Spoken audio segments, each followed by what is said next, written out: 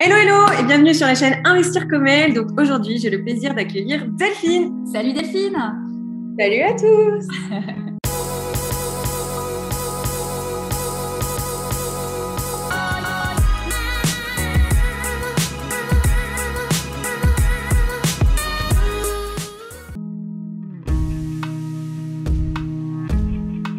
Je suis née à Courcouronnes dans l'Essonne le 8 avril 1987. J'investis principalement dans le nord de la France, aussi dans le Pas-de-Calais, sur la côte qui va de Dunkerque au Havre.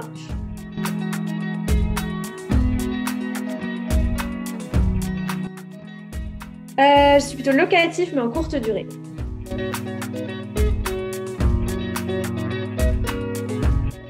Devenir libre financièrement. Avant mes 40 ans.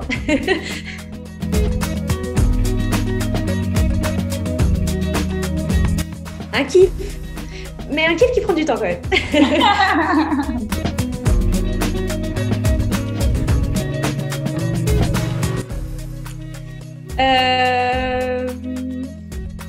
Oui, mais ça ne change pas quelque chose de le faire. Ça change quelque chose. Enfin, quand on a réussi à le faire, ça change quelque chose de se préparer à réussir à le faire. On n'est pas préparé de la même manière, on ne part pas avec les mêmes chances, donc c'est ça qui change quand on veut investir. On n'a pas les mêmes atouts pour démarrer. Après, une fois qu'on est lancé et qu'on a pété tous les verrous, c'est pareil. C'est tout pareil. Ok, génial. Je suis peut-être moins douée pour faire du bricolage et planter des clous. Mais...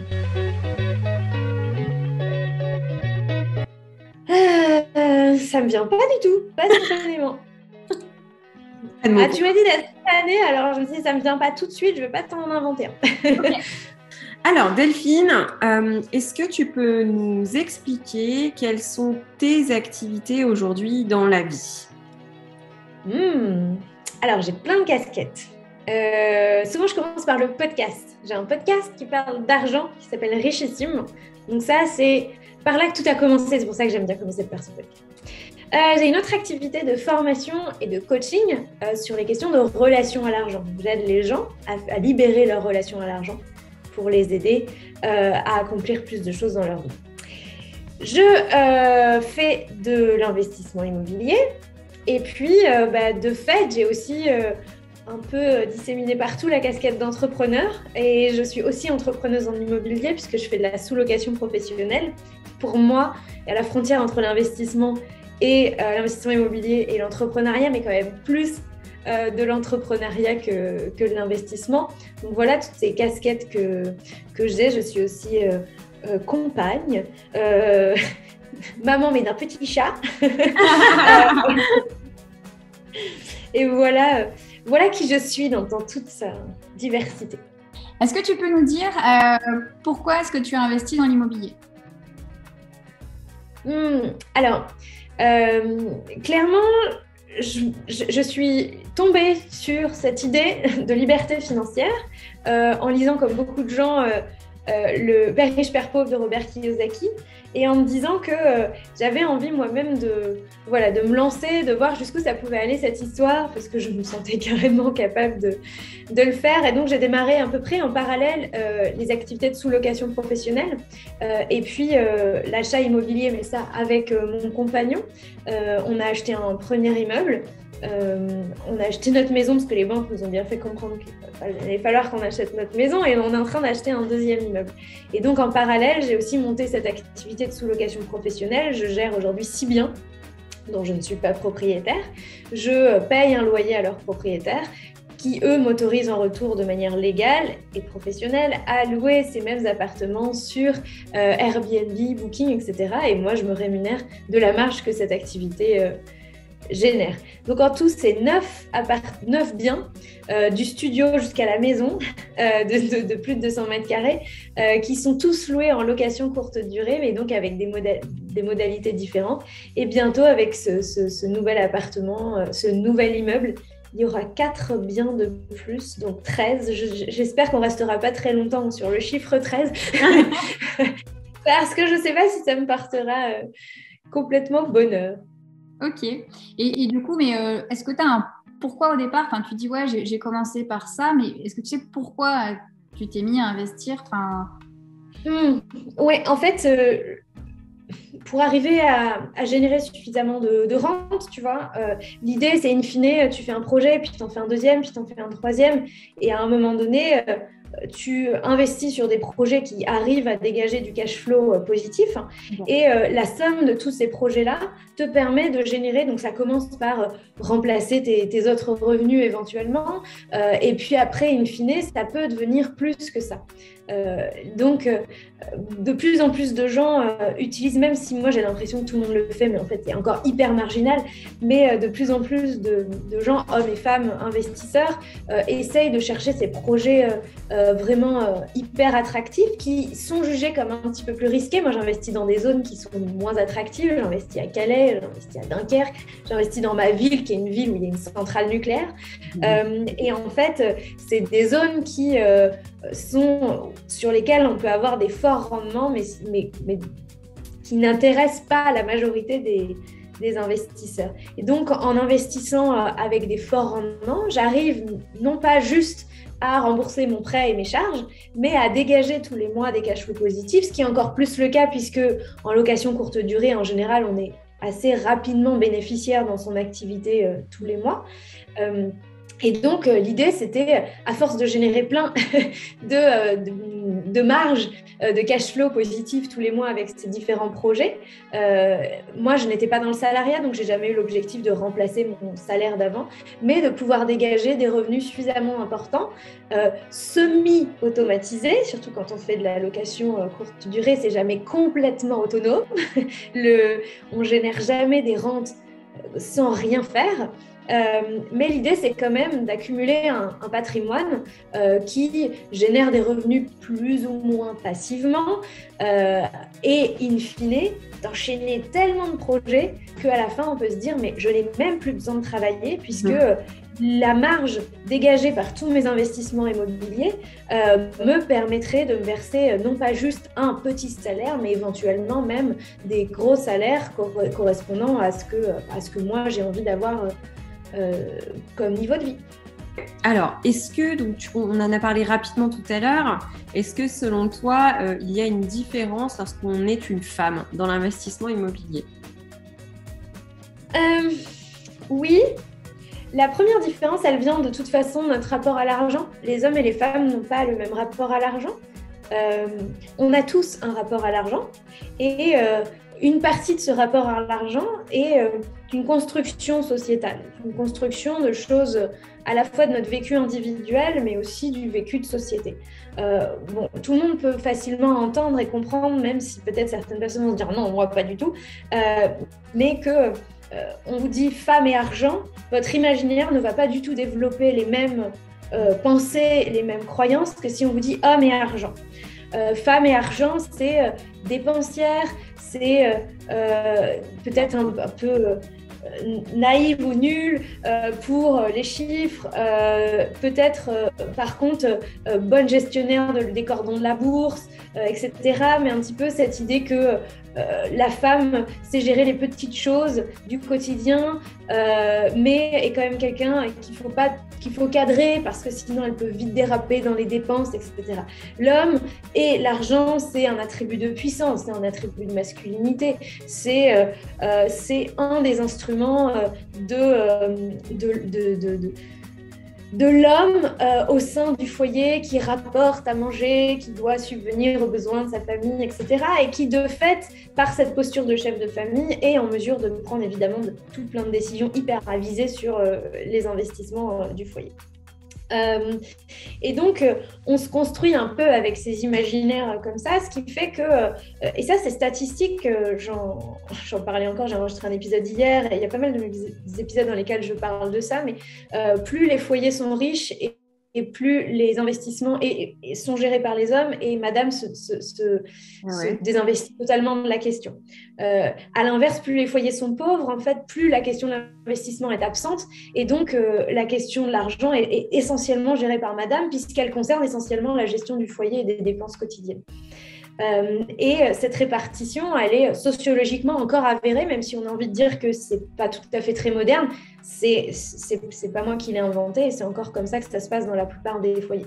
À tel point que moi, je vois, et j'évolue dans un milieu du coaching où certaines femmes accèdent à des niveaux de rémunération qui sont incroyables avec ce travail sur l'énergie du gagner plus, etc.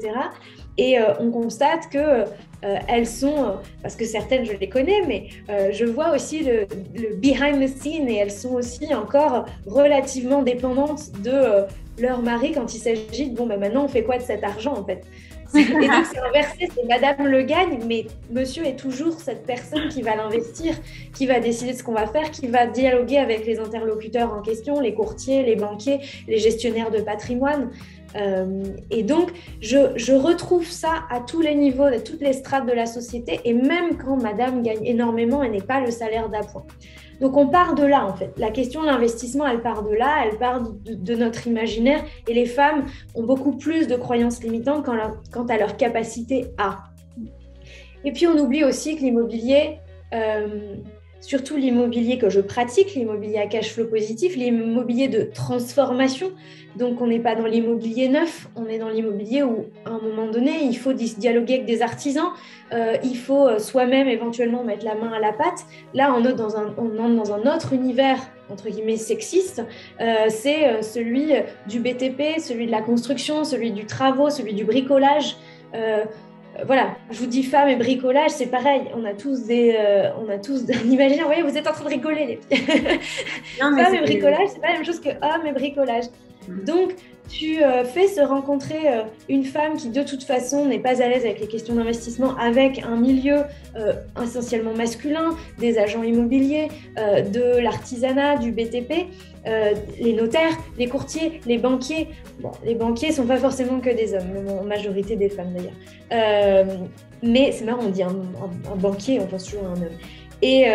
Et du coup, on a ce combo parfait pour qu'une femme se dise « je ne peux pas y aller seule, c'est pas pour moi, c'est trop ». Ouais, c'est lourd de sens ce que tu dis, hein. C'est très très lourd de sens. Ok, alors du coup, la transition est pas mal, c'est aujourd'hui, toi, quelle est ta situation familiale? Est-ce que tu investis en couple, seul? Comment tu vois les choses? Alors, en fait, moi j'investis en immobilier, j'investis pas que en immobilier.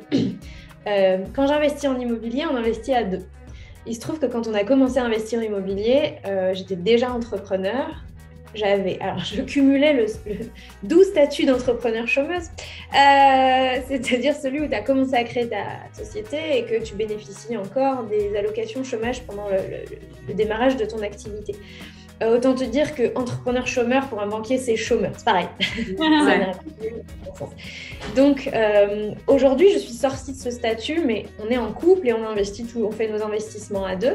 Et le dossier qu'on est en train de présenter pour notre investissement en cours, il est avec 3 bilans, des très bons revenus et en CDI pour monsieur.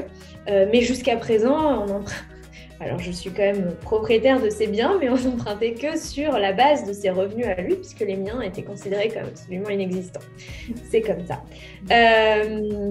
C'est un autre problème, mais c'est un autre débat, qui n'est pas exclusivement féminin, mais effectivement, si on considère que les femmes peuvent éventuellement être plus touchées par les emplois précaires ou le non-emploi stable, effectivement, ça les éloigne aussi un peu plus de l'emprunt bancaire. Donc ça, c'est les premiers investissements que je fais, on les fait à deux. La sous-location professionnelle, c'est donc une autre société, une société commerciale qu'on a montée à deux. C'est moi qui en fait qui drive l'activité sur ce business-là, pour la simple et bonne raison que voilà, c'est moi qui ai la flexibilité d'organiser mon temps comme je veux et donc de gérer. Pas plus tard que cette nuit, un locataire n'a pas bien vu les codes que je lui avais envoyés. Et comme il est arrivé tard dans l'appartement que nous louons, il n'a jamais réussi à accéder à l'immeuble, donc il a dû prendre une chambre d'hôtel. Donc ce genre de choses, le lendemain, c'est moi qui les gère. D'appeler la personne, d'appeler Booking et de comprendre ce qui s'est passé, d'améliorer, etc., etc. Donc voilà, parce que j'ai la disponibilité pour le faire. Et puis, je fais d'autres investissements et j'investis énormément sur moi.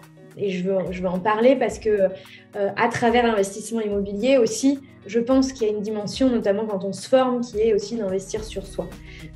C'est l'investissement, c'est pas celui que je préfère, ils sont complètement différents, mais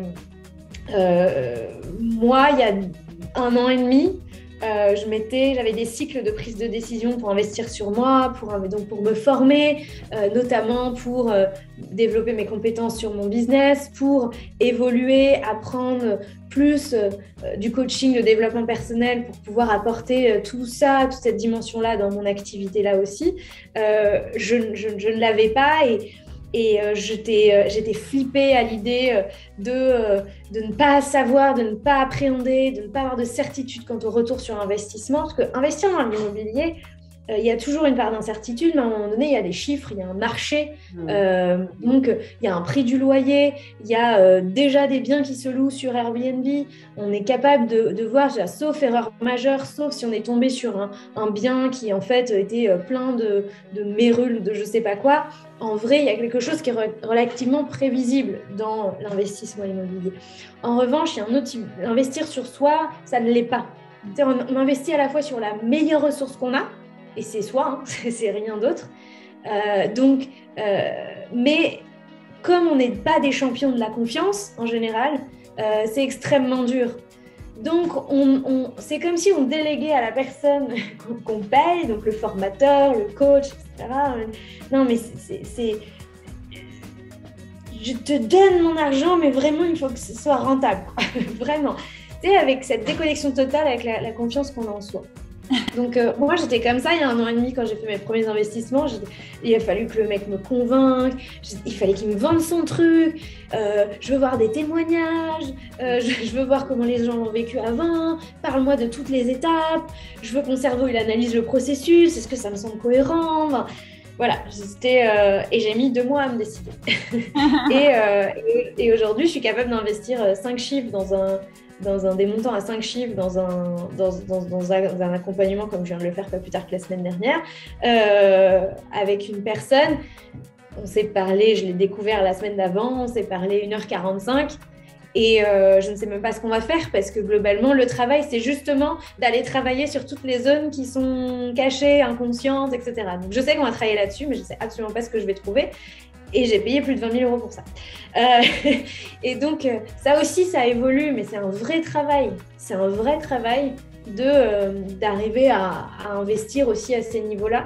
Et moi, voilà, il y a des personnes qui sont plus à l'aise avec ça que d'investir dans l'immobilier, c'est incroyable. Et il y a des personnes qui sont beaucoup plus à l'aise d'investir dans l'immobilier et qui jamais n'iront dépenser même des sommes à 3 chiffres pour se former sur quelque chose, y compris sur l'immobilier d'ailleurs.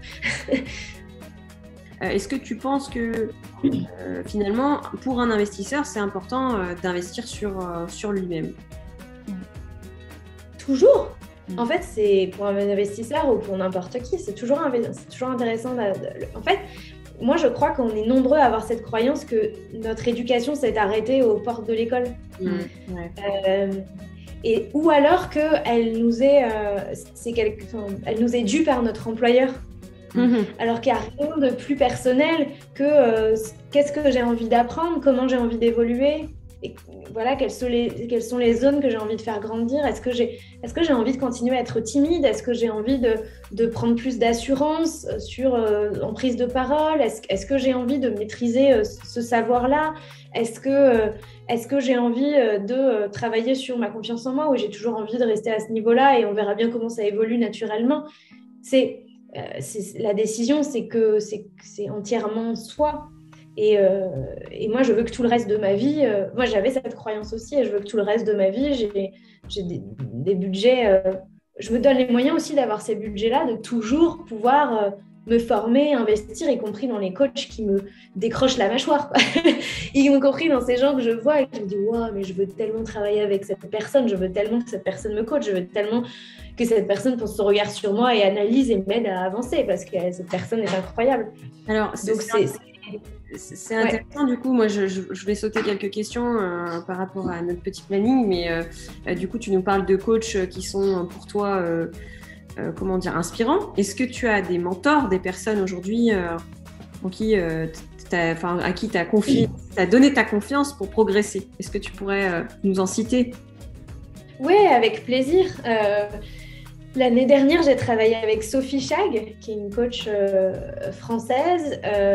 Puis, j'ai intégré pendant 1 an la suite de programmes de Mélanie Adlayer. Elle est québécoise et elle coach en anglais.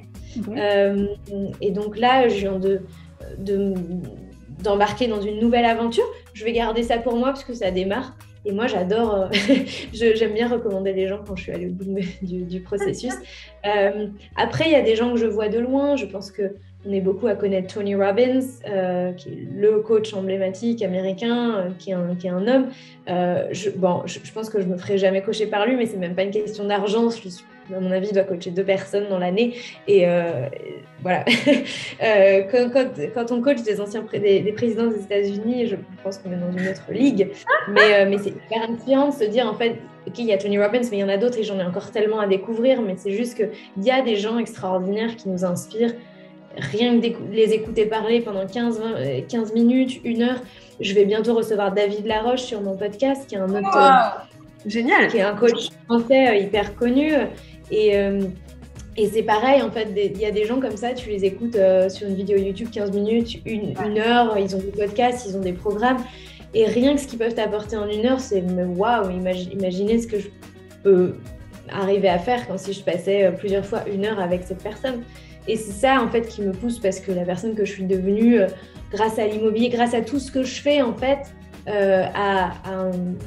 ça a changé ma vie, vraiment. Donc, je n'arrêterai pour rien au monde de continuer à investir sur moi, sur plein de choses que j'identifie. Ma liste est beaucoup plus longue que ce que j'ai comme argent pour le financer à l'heure actuelle. Donc, ça viendra. Je sais même pas comment rebasculer sur l'immobilier. Ouais, je pense que là, c'est pas la peine, en fait. C'est pas la peine. Je pense que c'est très, très, très riche ce que tu viens de nous partager. Si tu t'adresses à une personne débutante, ou même peut-être à toi, à tes débuts, toi toute jeune, quel serait le conseil que tu donnerais, la première chose que la personne ou que toi, plus jeune, tu devrais faire en termes de mindset et de dev perso pour mettre le premier pied, en fait, sur la première marche? Je crois qu'effectivement, ce que je me dirais à moi-même, c'est n'arrête jamais d'apprendre. Et ce que je dirais à n'importe qui d'autre, c'est ouvre des bouquins. Voilà, des bouquins qu'on achète en occasion, donc ça coûte moins de 10 €. Ça commence comme ça, donc c'est des petits budgets, c'est adapté à des étudiants, c'est adapté à des jeunes actifs. Puis après, petit à petit, c'est plug-toi à des gens qui t'inspirent parce qu'ils font des choses que tu aimerais faire, pas forcément exactement comme tu aimerais les faire. Et ça ne veut pas dire que c'est des gens qui te ressemblent, mais ces gens font des choses qui t'inspirent. Et un jour, tu auras 100, 200 €, 250 € pour acheter leur premier programme. Et puis un jour, tu auras 700, 800 ou 1000 € pour acheter une formation ou un live. Et puis en fait, laisse-toi grandir, mais laisse-toi la possibilité de toujours être en mouvement intérieur et de ne pas te dire que tu es une version finie de toi-même. Il n'y aura jamais de version finie de toi-même. Tu es juste la version la plus actualisée de toi-même aujourd'hui.